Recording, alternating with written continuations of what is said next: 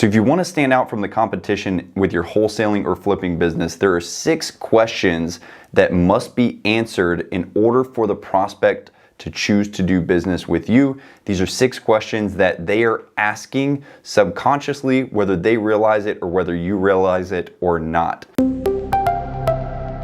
So the first question that must be answered if a prospect is going to do business with you is, how is this different from everything else that I've seen? So prospects are always going to be asking the question of, how is this different? They've been inundated with all kinds of different messaging. If you were targeting a homeowner, you can guarantee that that homeowner has already seen a marketing message from some other investors. And typically, our brains as human beings are wired for novelty. So our brains are designed to look for novelty. And this is why we have such a dopamine addicted society, is because our brains are wired for novelty, meaning they're constantly looking for something that is unique. So if your marketing message looks the same as every other real estate investor, then you're not going to be standing out from the competition. So first thing that we want to do, we want to be able to answer the question to a prospect, how is this different from everything else that they have seen? So there's got to be something unique. There's got to be something different about your company than everybody else. Find something unique about yourself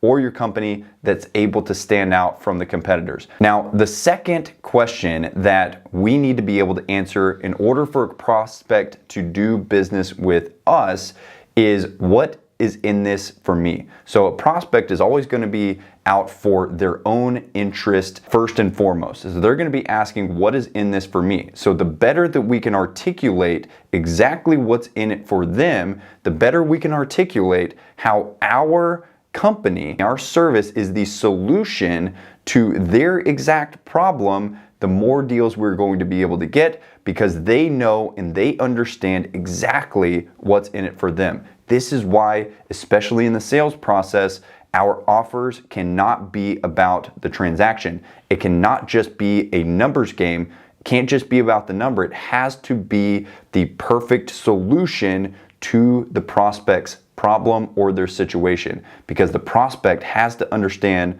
what's in it for them if they're going to do business with us. The third question they're going to be asking in their head or subconsciously is, how do I know this is real? So if you can answer this question with your marketing message, with your sales processes, then you're more likely to gain their business. They're wanting to know, how do I know this is real? There are a ton of scammers out there. There are a ton of unethical people in the real estate space. And if you want to separate yourself from the competition, go above and beyond to show your prospect exactly how they can be sure that this is real, that what you say you're going to do, you're actually going to move forward and do. So some of the ways that you can show them that they can be assured this is real is testimonials. The more testimonials that you have, the more beneficial that's going to be. Google reviews is going to be extremely beneficial. Other case studies, other stories of homeowners that you have helped in their exact same situation, all of these are going to be beneficial for answering that question, how do I know this is real? Question number 4 that we need to answer is, why should I trust you? Why should I trust you specifically? So again, there are a lot of scammers, there are a lot of shady people in the real estate industry, and the prospect first and foremost needs to know, why should they trust us? Why should they trust you specifically? So again, the more examples that you can give them of people that have been in their exact same shoes and have been on the other side and are happy and have moved on with their life, the more trust that you're going to build with that homeowner. Also, you should be looking for every opportunity to build trust throughout the marketing and sales cycle. So the more things that you can do to make them feel comfortable, the more things that you can do to establish trust, to establish rapport throughout the sales cycle, the more trust you're going to build with that prospect.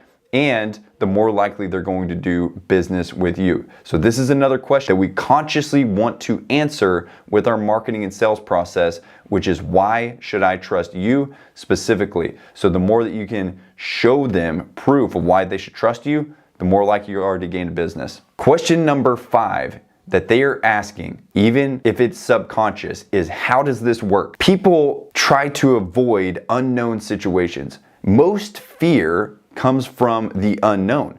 Whenever we're venturing into unknown territory, that's where most fear arises.